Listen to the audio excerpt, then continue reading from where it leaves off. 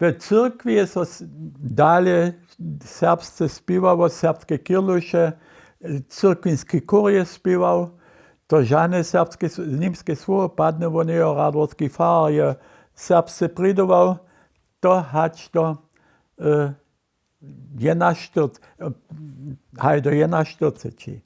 Potom je, albo 40. Potom je radworski farar Józef Nowak was hadu opuścić, a do Radwoja przyszedł ten pater Leo Labus, który był Radwoju potom wasadny farar, a z dobą je też so ta rzecz w cyrkwi zubiła. My nie to śpiewali z wasadnika, ale niemskie kirlusze z Laudate, Leo Labus, samonacjowy jara przyjemny człowiek, ale tu na serbsce nie mógł, niemscy pridował, a to by się poprawom niemskie, hać na ten cyrkwiński chór radworski, tu nie jenoś śpiewał, gdyż się niekajkie wopomnienskie świato, czym była zapadłych wojaków.